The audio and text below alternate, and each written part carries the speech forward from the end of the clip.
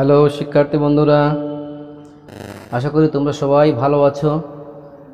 আজকে দ্বিতীয় ক্লাসে তোমাদের সামনে নতুন একটা বিষয় নিয়ে হাজির হয়েছি। আমাদের আজকের এই বিষয় ক্রিয়াপদ। ক্রিয়াপদ নিয়ে আমরা আজকে আলোচনা করার চেষ্টা করব। আশা করি তোমরা সবাই মনোযোগ সহকারে ক্লাসটি করবে। ক্রিয়া এবং ক্রিয়াপদ দুইয়ের মধ্যে কী পার্থক্য আছে সেটা আমরা জানার চেষ্টা করব। এবং ক্রিয়াপদটা খুবই গুরুত্বপূর্ণ। তোমরা জানো ক্রিয়াপদ ছাড়া বাক্য গঠন সম্ভব নয়। বাক্যের অপরিহার্য অঙ্গ হচ্ছে ক্রিয়াপদ।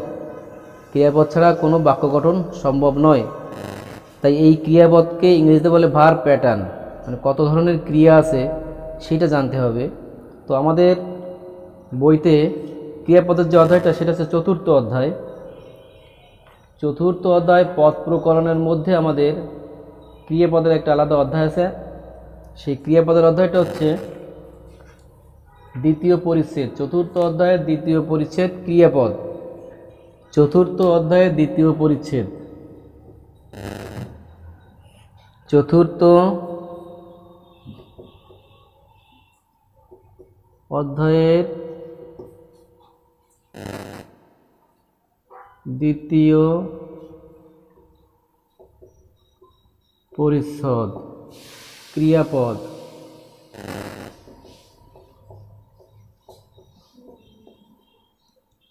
ক্রিয়াপদ। তো বন্ধুরা, এসব আমরা প্রথমে জেনে নিই ক্রিয়া কাকে বলে। ক্রিয়া হচ্ছে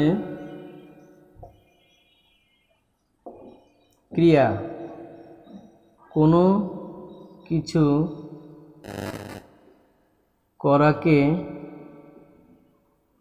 ক্রিয়া বলে।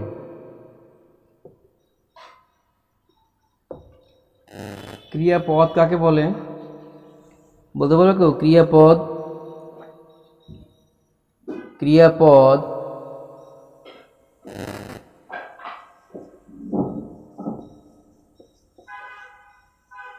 ক্রিয়াপদ লেখো ধাতুর সাথে কাল ও পুরুষসূচক বিভক্তি যুক্ত হয়ে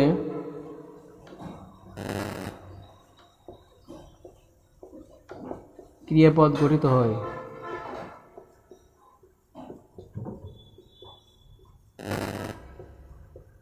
হয়। এই যে ধাতুর সাথে কাল এবং পুরুষ, এই দুটো কথার মানে হচ্ছে গুরুত্বপূর্ণ। পুরুষ হচ্ছে বাক্যের কর্তা। আমরা জানি বাক্যের কর্তা তিন ধরনের হয়। প্রথমে লেখো উত্তম পুরুষ, অর্থাৎ আমি। বই পড় যুক্ত রশ্মি, তাহলে কি হয়? বই পড়ি। তাহলে এই যে রশ্মিকার বিভক্তিটা, এইটা যুক্ত করলাম পুরুষ অনুযায়ী, ফার্স্ট পারসন, তাই বই পড়ি। এবং ইনডিফিনিট টেন্স, প্রেজেন্ট ইনডিফিনিট, কাল অনুযায়ী বর্তমান কাল। এখানে যদি সেকেন্ড পারসন দিই তাহলে তুমি বই পড় যুক্ত ও, এই ওটা সেকেন্ড পারসনের জন্য, তুমি বই পড়ো। আবার যদি এখানে পারসন তৃতীয় পুরুষ হয়, থার্ড পারসন হয়, সে বই পড় যুক্ত এ, তাহলে কি হবে? সে বই পড়ে। বন্ধুরা, লক্ষ্য করার বিষয় এখানে আমরা যে সংজ্ঞাটি লিখেছি, ধাতুর সাথে কাল ও পুরুষসূচক বিভক্তি যুক্ত হয়ে ক্রিয়াপদ গঠিত হয়। আমি বই পড়ি, এই রশ্মিকাটা যুক্ত হয়েছে ফার্স্ট পারসন অনুযায়ী। তুমি বই পড়ো, ও কাটা যুক্ত হয়েছে সেকেন্ড পারসন অনুযায়ী। সে বই পড়ে, এ কাটা যুক্ত হয়েছে থার্ড পারসন অনুযায়ী। এই সংজ্ঞাটি হচ্ছে এইভাবে আমাদের দেখতে হবে। এখন দেখো, বলেছি বাক্যের অপরিহার্য অঙ্গ ক্রিয়াপদ। এটা লিখে নাও, বাক্যের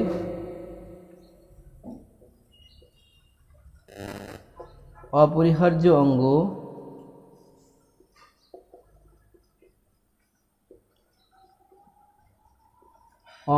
ক্রিয়াপদ, অর্থাৎ ক্রিয়া ছাড়া কোনো বাক্য গঠন সম্ভব নয়। বাক্যের অপরিহার্য অঙ্গ হচ্ছে ক্রিয়াপদ, ক্রিয়া ছাড়া কোনো বাক্য গঠন সম্ভব নয়। তাহলে দেখো কি করে এটা হয়। কোনো কোনো বাক্যে ক্রিয়া কিন্তু অনুক্ত থাকে। তাকে উজ্জ্ব থাকে আর কি, তাকে অনুক্ত ক্রিয়া বলে। কোনো কোনো বাক্যে ক্রিয়া উজ্জ্ব থাকে তার অনুক্ত ক্রিয়া বলে। ক্রিয়া বাক্যের অপরিহার্য অঙ্গ ক্রিয়াপদ, ক্রিয়াপদ ছাড়া বাক্যকরণ সম্ভব নয়। কিন্তু দেখো, আজ খুব গরম, এ বাক্যে ক্রিয়া কোথায়? এ বাক্যে ক্রিয়া আছে কিন্তু সাইলেন্ট বা উজ্জ্ব আছে। যদি এখানে বলি আজ হয় খুব গরম, এখানে হয় অর্থাৎ অক্সিলারি ভার্ব আছে। এইখানে আরও একটা বাক্য দেখো, ইনি আমার ভাই, এখানে ক্রিয়া কোথায়? নিশ্চয়ই উজ্জ্ব আছে, হি ইজ মাই ব্রাদার। তাহলে এই ধরনের বাক্যকে কি বলে? অনুক্ত ক্রিয়া বলে। অর্থাৎ বাক্যে ক্রিয়াপদ উজ্জ্ব থাকলে, বাক্যে ক্রিয়াপদ উজ্জ্ব থাকলে তাকে অসমাপিকা ক্রিয়া বলে, তাকে অনুক্ত ক্রিয়া বলে, তাকে অনুক্ত ক্রিয়া বলে। ঠিক আছে?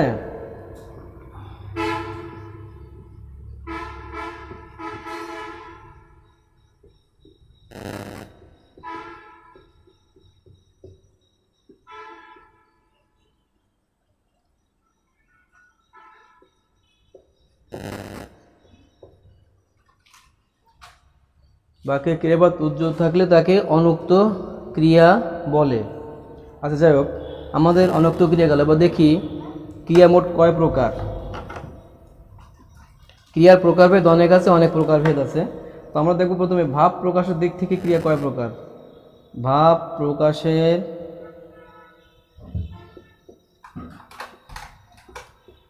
দিক থেকে ক্রিয়া দুই প্রকার। কি কি? প্রথমে লেখো অসমাপিকা ক্রিয়া, না প্রথমে লেখো সমাপিকা ক্রিয়া। সমাপিকা ক্রিয়া, সমাপিকা ক্রিয়ার সংজ্ঞা কি হতে পারে? যে ক্রিয়াপদ দ্বারা, যে ক্রিয়াপদ দ্বারা বাক্যের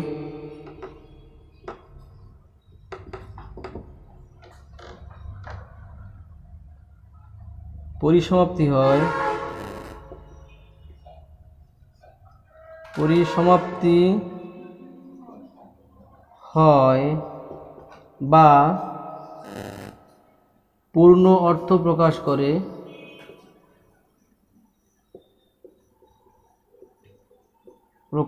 করে,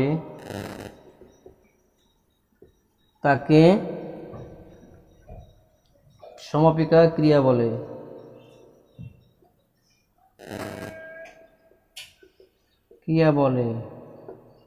যেমন ছেলেরা বই পড়ে,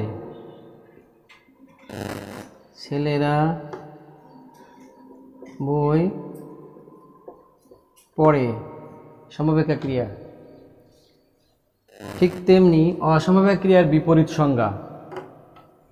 নিশ্চয়ই তোমরা তখন বুঝে গেছো বিপরীত সংজ্ঞাটা কি হবে। যেমন 2 নম্বরে হচ্ছে অসমাপিকা ক্রিয়া। সমাপিকা ক্রিয়া সংজ্ঞাটা একই হবে, অর্থাৎ যে ক্রিয়াপদ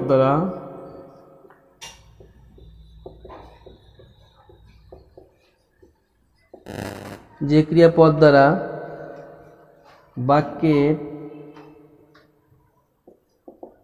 পূর্ণাঙ্গ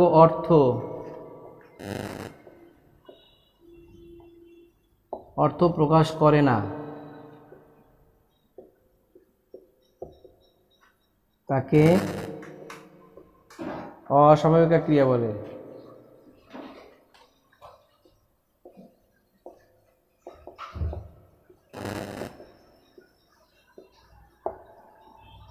যেমন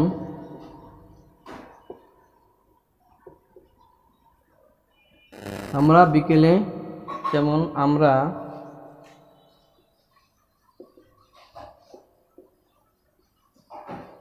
বিকেলে হাঁটতে।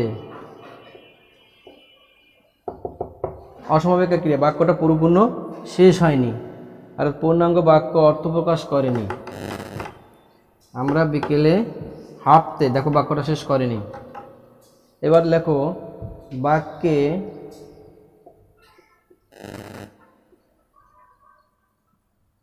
সাধারণত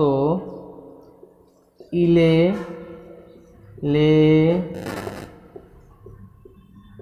ইতে, তে, ইয়া,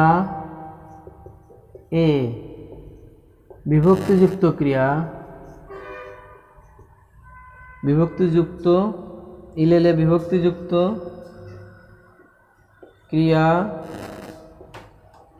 অসমাপিক হয়।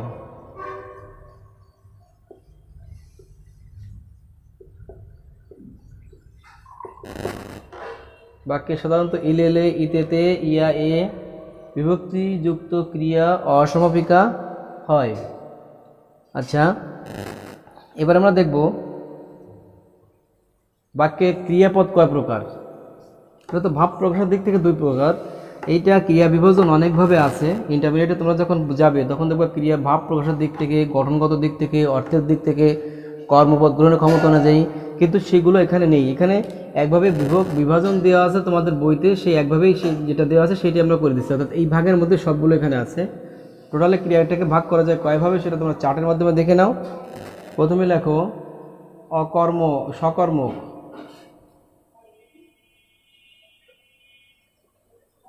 সকর্মক ক্রিয়া, অকর্মক, দ্বিকর্মক,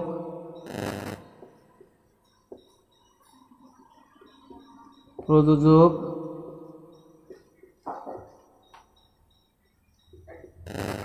যৌগিক, মিশ্র। তাহলে কয় প্রকার হলো? 4 প্রকার। এই 6 প্রকার, এই 6 প্রকার ক্রিয়াটাকে আমরা প্রত্যেকটা সংজ্ঞা অনুযায়ী উদাহরণ দিয়ে জানার চেষ্টা করব, যেগুলো আমাদের বইতে আছে। প্রথমে দেখি 1 নম্বরে সকর্মক ক্রিয়া কাকে বলে। সকর্মক ক্রিয়া কাকে বলে? যে ক্রিয়ার কর্মপদ আছে তাকে সকর্মক ক্রিয়া বলে।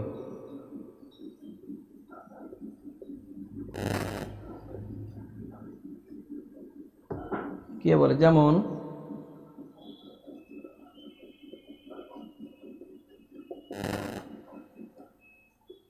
পারভেজ বই পড়ে, এখানে পড়েটা সক্রিয়, বইটা হচ্ছে কর্ম, যে ক্রিয়ার কর্মপদ আছে। এখন কর্ম কাকে বলে আমরা এই উদাহরণগুলো পরে দেখবো। তার আগে কর্মটাকে না জানলে ক্রিয়া দুটো পারা যাবে না। কর্ম কাকে বলে? কর্তা যাকে আশ্রয় করে তার কাজ শেষ করে তাকে কর্ম বলে। এই যে পারভেজ হচ্ছে কর্তা, এই যে পড়া কাজটি শেষ করতেছে বইকে আশ্রয় করে, তাহলে বইটা সাবজেক্ট। অর্থাৎ ক্রিয়া এবং কর্মের মধ্যে অনেক বড় পার্থক্য আছে, এটা তোমরা একটু খেয়াল করবা। কর্ম 2 প্রকার আছে, কর্ম 2 প্রকার। 1 মুখ্য কর্ম, এটাকে ইংরেজিতে বলে ডাইরেক্ট অবজেক্ট। এটা মুখ্য কর্ম বস্তুবাচক। 2 নম্বর হচ্ছে গৌণ কর্ম, এটা হচ্ছে প্রাণীবাচক। ঠিক আছে, মুখ্য কর্ম, গৌণ কর্ম, এটা প্রাণীবাচক। এবার লেখো দ্বিকর্মক ক্রিয়া কাকে বলে? যে ক্রিয়া 2টি কর্মপদ থাকে তাকে, ওটা আগে না, আগে লেখো অকর্মক ক্রিয়া। অকর্মক ক্রিয়া কাকে বলে?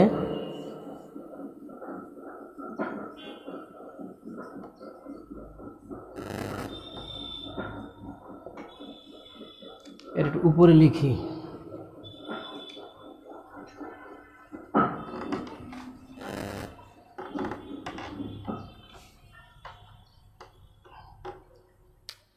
অকর্মক ক্রিয়া 2 নম্বরের অকর্মক।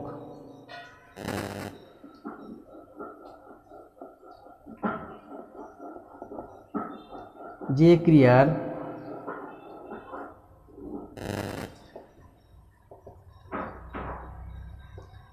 কর্মপদ থাকে না তাকে অকর্মক ক্রিয়া বলে। অকর্মক ক্রিয়া বলে। যেমন ওই উদাহরণের আগের বাক্যটাই লক্ষ্য করো, পারভেজ পড়ে। এই পড়া ক্রিয়াটি কাকে আশ্রয় করে শেষে তা কিন্তু নেই, শুধুমাত্র বলা হয়েছে পারভেজ পড়ে, কিন্তু কি পড়ে তা পাওয়া যাচ্ছে না। অর্থাৎ ক্রিয়াকে কি দ্বারা প্রশ্ন করলে কর্ম পাওয়া যায়, অর্থাৎ কি দ্বারা প্রশ্ন করলে বস্তুবাচক। যে ক্রিয়ার 2টি কর্মপদ থাকে তাকে দ্বিকর্মক ক্রিয়া বলে। দ্বিকর্মক ক্রিয়া বলে। যেমন বাবা আমাকে একটি কলম কিনে দিয়েছেন। দেখো এই বাক্যটি আমাকে এবং কলম দুটোই কর্ম আছে। এটা হচ্ছে বস্তুবাচক কর্ম, এটা হচ্ছে ব্যক্তিবাচক প্রাণীবাচক, এটাকে বলা হয় ব্যক্তিবাচক কর্ম। এখানে যদি আমাকে কথাটি নাও থাকতো তাহলে কিন্তু বাক্যটি হতো, এই জন্য এটাকে গৌণ কর্ম বলা হয়েছে, এটা মুখ্য কর্ম বলা হয়েছে। ঠিক আছে। আচ্ছা, দ্বিকর্ম ক্রিয়া 3 নম্বরে ছিল।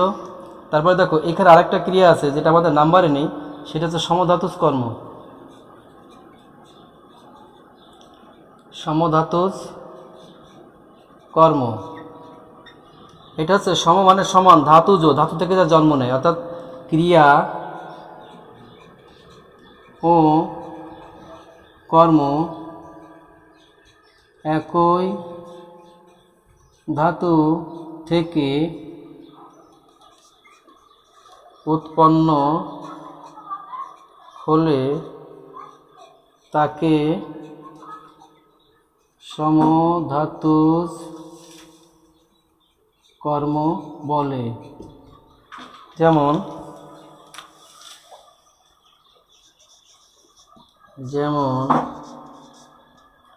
আর কত খেলা খেলবে। এখানে কি করবে? খেলবে। এখানে খেলাটা হচ্ছে কর্ম, এটা হচ্ছে ক্রিয়া। ঠিক আছে বন্ধুরা, আজ আমাদের ক্রিয়া তো 6 প্রকার, তার মধ্যে আমরা সকর্মক, অকর্মক, দ্বিকর্মক আলোচনা করেছি, আর সমধাতুজ কর্মটা জানলাম।